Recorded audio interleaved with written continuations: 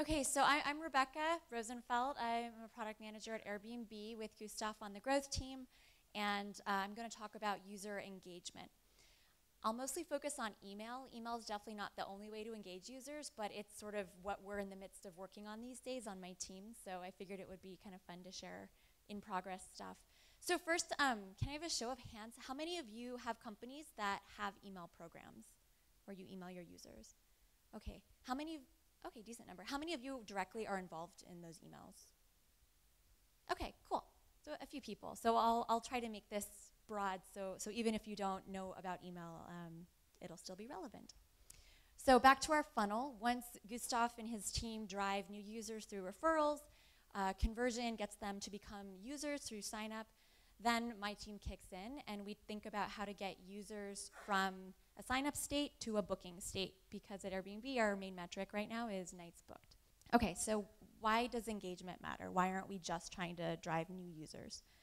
So kind of going back to Airbnb's grand vision, our brand promise is that users, or that anyone can belong anywhere. So you can go to New York, you can go to Paris, you can go to San Francisco and find a local experience, stay in a local's home, and actually experience the place as it's lived.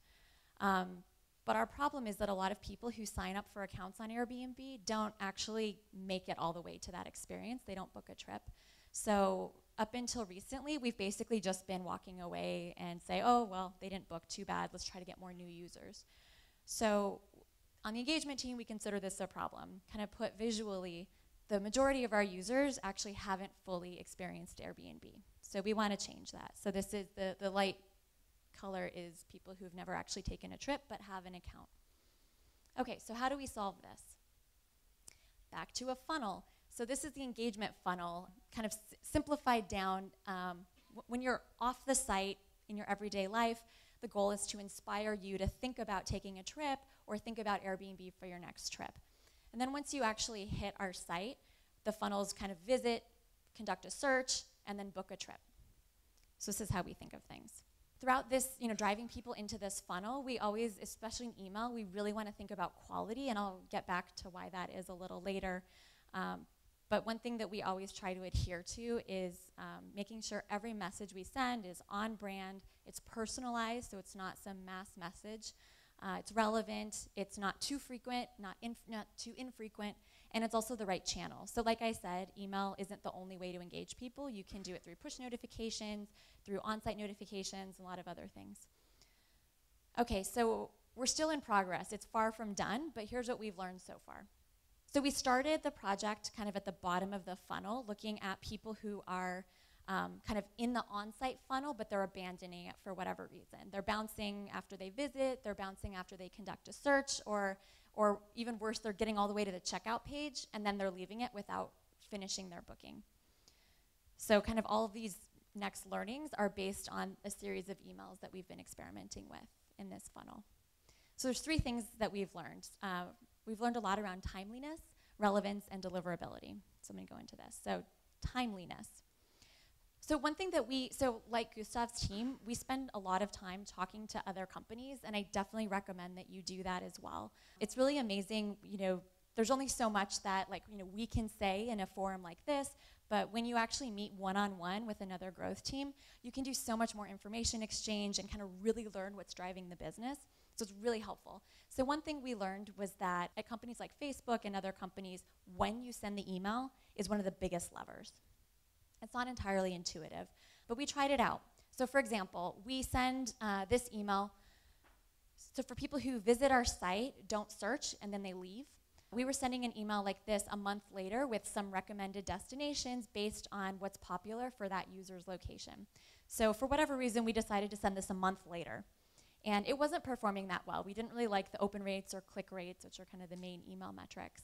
So we moved it sooner, and we started sending it a week after the person abandoned. And we didn't change anything else about the email. Same subject line, same content, and it performed way, way better. Higher open rate, lower unsubscribe rate, and higher click rate. So we kind of thought, oh, wow, this is pretty easy. You can just build one email, and then you just move it around, and you can change the performance of that email. But there was also such thing as sending it too soon. So Similarly, our shopping cart abandoned email is something we send if you hit our checkout page where you're about to put in your credit card information and book, but you don't and you leave. So we had been sending this email, which has the listing that you abandoned, with some other nearby places that you might like. So we had been sending it 8 hours later. And we ran an A/B test and realized that was too soon. It wasn't actually driving any incrementality. So we tried moving it to 20 hours later, because a lot of people who abandoned naturally come back 24 hours later to book, but that was also too soon. It didn't drive incrementality. So now we're trying it 3 days later, and we're gonna see if that helps. But the key thing is to just keep A/B testing. We believe this email must perform. It simply makes sense. All e-commerce sites do this. So we're kind of waiting to find the right timing. I don't really go into this in detail, but I will say optimizing the content hasn't been a huge lever. So we've done, you can do subject line testing, and that's always good to do. It's really easy. But in terms of, moving the button, changing the photos, we haven't found that that's a big lever, so we're really focused on timing. Okay, relevance. This is another important thing.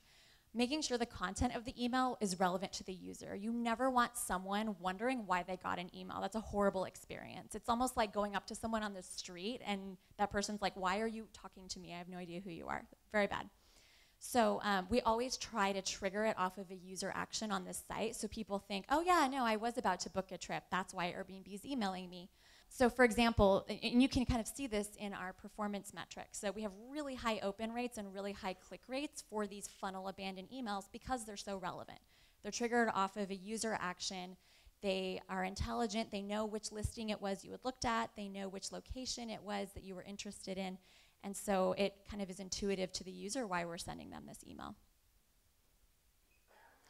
A couple other examples. Even if someone isn't expressing a lot of intent on your site, you do know things about that person. You generally know through their IP address, where they're located. So you can look at where other users in that location tend to be interested in going. Or, depending on what your business is, segmenting people based on anything you do know, and then send them relevant content is really key. We're also experimenting with this new user onboarding email, which is this guy down here. We had been sending just a one-size-fits-all, welcome to Airbnb, here's 3 steps to get started. And we thought that wasn't a great experience, so now we're trying one where we look at how far you've gotten in the process, how complete is your profile, and we send you an intelligent email that only tells you to do things that we know you haven't done yet. So that's been really helpful. And you can kind of measure all this with the kind of standard email metrics. I mean, every email marketer looks at these: your open rate, your click rate, your unsubscribe rate, and your spam rate. An important distinction for those who aren't so familiar is unsubscribe rate are people who click your unsubscribe link in your email to say, you know what, I don't want to hear from you anymore. Spam rate is bad. So that's when people actually tell their email provider that this person is nefarious, that they're spamming me, I don't know why I'm getting this email, and that actually hurts your reputation as a sender. And I'll get into why that's really bad later. But it's an important distinction. You should track both. Another metric that we've developed that I really, really like is what we're calling a quality score. So not everyone uses this, but the idea is you look at the ratio of unsubscribes over clicks. It kind of gives you a sense of how many people you're annoying versus how many people you're inspiring. So it kind of, you should always look at these guys as well, but then add this one, and it actually tells a really interesting story. So to give you an example, here's 2 of our emails. The top blue line is the quality score for one of our, I think it's the booking abandoned email. It's one of the lowest funnel emails, so highest intent people. And it's really high. It's almost 100%, meaning that it's very, very high quality. People are not getting annoyed by that email at all. And then a higher funnel email, which is actually lower intent, is pretty steady, but a little bit lower. Just a side note, whenever you kind of develop metrics to track as a growth team, it's important that you pick non-volatile metrics. So if we had seen the metric go all over the place, it wouldn't have been a very good metric to track because it's not stable. Clearly there's a lot of noise in there. So when we saw these sorts of patterns and they were intuitive, we thought, okay, great, this is awesome. We're gonna build this into our regular tracking. Another way that we've seen it really help is in that first example I gave where we send people an email after they bounce from the site. We had been sending it, like I said, a month before, and the quality score was really bad. And so we changed it to, a month after they abandoned. So we changed it to a week after they abandoned, and then bam, quality score totally corrected itself. So it was really helpful that way. Okay, last thing is deliverability. I alluded to this before. You don't want your spam rate to start looking like this. So like I said, this is the rate at which people are saying, this person is spamming me, I don't want to hear from them anymore, and mark them as like a bad person. You don't want that. So really stay on top of this metric. I'm guessing all of you probably use some sort of ESP, email service provider platform. We use SendGrid to send our automated emails, and we use Responses to send our one-off emails. There's a lot of other providers out there, and actually a lot of kind of more interesting, innovative providers than what we're using, so we're actually looking at switching over. But the ESPs are really helpful because they monitor your send rate, because your reputation affects them as well. So it's in their best interest to make sure that you're doing a good job. It's also in your best interest as well to do a good job with your sending. So some things to look out for deliverability is make it really easy to unsubscribe. Sometimes this is counterintuitive to people because they say, oh, I don't want people to unsubscribe from my email. But the price you pay for not letting people unsubscribe is they hit spam, and that hurts you much more in the long term. So our philosophy is, hey, if someone doesn't want to hear from us, we're not going to bother them. If someone comes up to you on the street and asks you a question and you're like, you know what, I'm not interested, you want them to go away. You don't want them to say, well, how about I come back in a week? So I always kind of think of these like real life analogies of what would annoy a human in person, and then I try not to do that in email. And then filter aggressively. So we're really trying to set up a lot of automation in our emails. So we really make sure we have multiple checks in place to make sure we never email someone who's opted out. We make sure that if they've received another email from us recently, that we don't send them another one. Like I said, we have multiple teams sending emails, so we want to make sure we don't overlap. And then, oh yeah, users with high intent. So if someone is like booking or they're about to travel, we're trying not to email them because they're doing the thing we want them to do. So we're going to let them off the hook, and we won't engage with them. And then, like I said, monitor your metrics. Your ESP can help you out with that. And another one is to segment your email sender IP addresses. So a lot of companies will start out where they send all their emails from the same email address. This is probably okay to start, but if you start noticing that promotional emails have a higher unsubscribe rate than other of your emails, you might want to consider having a separate email address, separate IP address for that. Another thing is if you have a referrals program like we do, where you're putting your reputation in the hands of your users, where they're sending emails to their friends kind of through you, think about that and potentially move that to its own IP address, and kind of think about filtering and how you want to make sure that they don't hurt your reputation as a sender, because ultimately it kind of hurts everyone. Your emails won't get through if you have a low reputation. And then just generally be a good citizen. You know the right thing to do. Like I said, I try to think through real life situations. If I was going up to someone in person, don't be annoying, and try to make sure that you're giving them useful, relevant, personal information whenever possible. And that's it.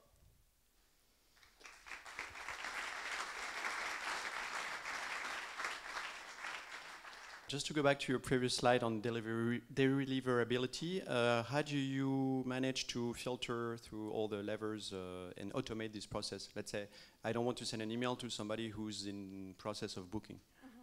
So there's sort of two ways to do it. So we have automated emails that we build. We have our own internal email sender, where we basically have built these like daily jobs that run that kind of check against a number of criteria in our own data. So a lot of it is done in-house. If you use a third-party tool, if you set up enough data integration, they can help you do it. Like generally what they'll do is you feed in your data on a daily basis, and then you can set up filters through your ESP. So if you don't have engineering support, these tools can really be helpful to do that. But the key thing is I always kind of think of email, like email is data. Like a lot of people think, oh, it's marketing, it's photos, it's data. So make sure that your emails are very close to your data. So the question is, we're currently sending emails to existing users who are logged in and they're visiting and searching. So the question is, how do we handle people who aren't logged in or who don't have an account? So the answer is we're not emailing them because we can't track that. But the idea is to build up our email program to a point where we can demonstrate enough value that it justifies kind of maybe forcing sign up a little earlier, or prompting people to log in more often. Until you have email, there's kind of no point in adding that friction.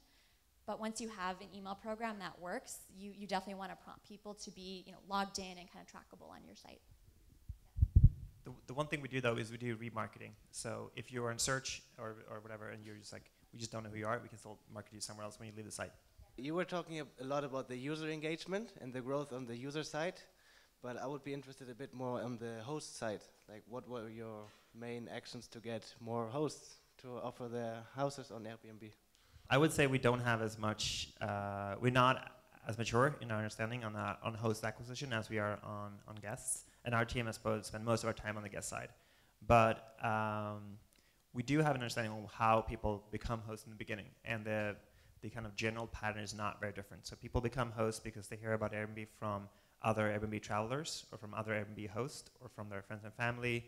And sometimes, but rarely, they might have been a host somewhere else or they might have actually known about the concept before. So if you already know how people kind of discover it, then you can target those kind of specific interactions and do things there. But we haven't done a ton. Where we've done spend most of our time on for the host acquisition is on the conversion side. So once someone showed intent to host, they're like going through this very easy step of like, this is my place, this is my city, this is how big it is. From that moment, we want to make sure that the friction to host is as little as possible. And once someone actually become a host, we make sure that we can help them getting a first booking. So they just kind of get activated faster. If you're a host who never get a booking, then you're not a happy host, so we can help you with that. That's a good question. So there's calculators online. You can just download, they're like Excel files where you can input your volume and so generally, you want to be sure you hit statistical significance, which is a function of the volume and also the difference in performance. So there's no one perfect answer. You can have a small sample, but if it performs very, very differently, it can be significant. So I would start looking at performance, what kind of lift you can expect, and those calculators are really helpful. I think it's just like statistical significance calculator, and just Google it. And the one thing I would say about testing in general is make sure that the traffic you're testing is comparable in both groups. So for example, if you're running a very easy, so my learnings from Airbnb is that most of the conversion kind of challenges can be traced back to the source of the traffic. So if the conversion is not great, well, let's say you have a lot of display advertising, that might be the explanation. Where conversion is really good, well, you might have lots of high relevant search advertising or brand traffic. So always look back to the very source before you say, this is the explanation that this user is performing better than the other. So I have experienced many times running the same experiment multiple times and get different answers. That's not great. The best thing I can say is make sure that you hit the point in the funnel where the traffic is the most equal. Like, for example, if you're, I wish you an example, like you want to get as broad view as possible. I don't know if I could answer the question, but I have experience running multiple experiments. And usually if something is different, like it's because you didn't think of the small thing that actually mattered to the user, but you don't think it matters. Like people that are landing on a specific page and they see one test and land on a different page, see the same test, and they actually might perform differently because they're in just a different mindset. So thinking about like where's the user when they're doing this, and make sure that when you ran these experiments that their users are in the same mindset or the same kind of intent. So testing is really hard, and I've talked to enough other growth product managers to know it's not just us, so it's not just you. Like I would say the majority of the experiments we've launched this year, there's been some kind of error with it, and we've had to go back, look at the data, say, wait, what's going on? The control groups aren't, the control group isn't the same size as treatment. So it's hard to do this correctly. There's a lot of kind of common pitfalls. I'd say one that we've run into a lot is overlapping experiments, where you'll have like some error in how you randomize things. Like Gustav was saying, source of traffic is so important. So like good randomization is really important. So if you have two experiments that somehow use the same randomization, you have the same group of people getting two treatments, it's bad. So like really think through your randomization and how you're tracking and setting up the test, because it can really trip you up. Hello. I was wondering how you get known in the countries where like you are not as famous as here, like you say before in China. Do you have any early adopters over there, or how do you like be famous over there? So you say referrals works very well in China, but how do you get known also by the early adopters over there? So I think one thing that's nice about our our business model is that it's travel, so inherently people are going different places and kind of cross-germinating. So in emerging markets, often we'll have some early adopters who have traveled internationally, they've stayed on Airbnb, they come home, they tell their friends, like Gustav was saying, word of mouth is really huge. So we're a little bit lucky in that way, but I do think a lot of businesses can think about how do you get your users to drive those early adopters? It might not be a new market, but it could be a new segment, a new demographic. How do you leverage off of what you have into like that new segment of people?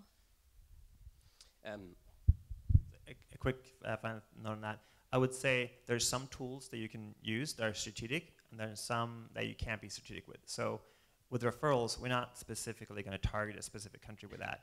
But with your paid marketing or your remarketing or whatever it might be, you can go in specifically and target a country and build that base. Once you have the base, the word of mouth hopefully kicks in, and the referrals kicks in, and the SEO kicks in. But there's so many tools that you can be strategic about. So just think about, like, if you have a mature market here and you have a very immature market, maybe you want to focus on the immature market to get to that growth rate first. Another question, did you experience any mailing campaign where you had high spamming rate, and how did you manage to cope with that, if it has been the case? We're lucky enough not to have had any major issues with that. I will say we have to keep an eye on anytime a user's sending stuff on our behalf. So we've set filters in place to kind of rate limit the number of emails that any one person can send and things like that.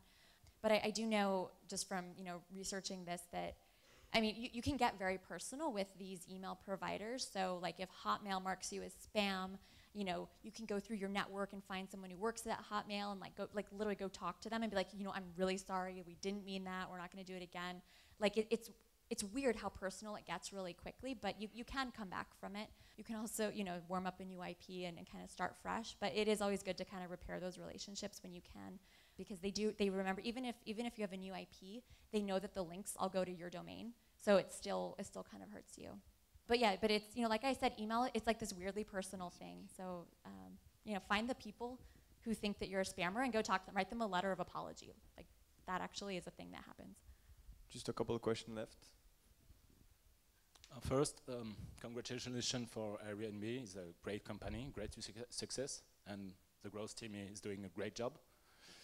You said that we don't have to trick our users, and the $100 travel credit, is that a trick? It remembers me the gambling, the gambling industry. They'll offer you $100 credit. So that's the question. So I would say, most of the receivers of this are perceiving this as a gift. They're not thinking of it as like, I'm selling out my friends. They're thinking as I traveled on Airbnb, I had a great experience, I want to tell my friends about it, but because we built this tool for you to tell your friends about it, we're also helping you to kind of make that communication even stronger by when you tell your friends, giving them some dollar off on that next trip. And if I'm a new user and I can choose between either traveling Airbnb or traveling Airbnb with $25 off, I take that latter part. It's a great gift from my friends. That's kind of how I think about it. I don't think people perceive it as like anything different than that. And it's completely voluntarily to send out these emails and and share this code. It's not. When I think about tricking, I think more about so we don't force anyone to send invites. We're not ever doing any of these things. When I think about tricking, I mean, if a user is intending to do this, and most people do this, and you somehow change the default to this, because that makes your growth is higher, then that's tricking someone, and that's stuff that we don't do. So if for example, not having an unsubscribe button, that's tricking a user. Don't do that. Or having the whatever bad terms of service in a small checkbox in the end that you can't read, that's tricking a user. Don't trick users. But if someone actually want to do what would you build, then I don't think that's tricking. Hi, talking about the referral campaign, how did you choose the amount of money that you're giving to the referrer and the referee? And did you make some tests? And is it different from one country to another?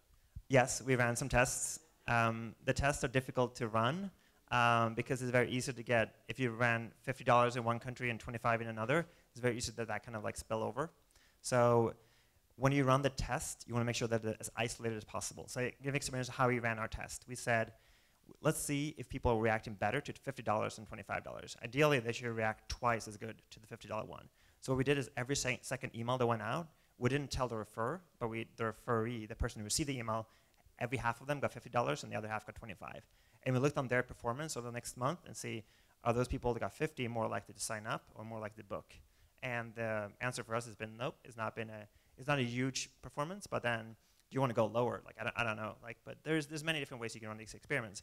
And then $50 or $25 is a very different amount of money depending on where you are in the world. So if you're here, it might be felt like a lot less versus if you're in another country where it felt like a lot more. So you might think about those things as well. People might perform differently depending on the value.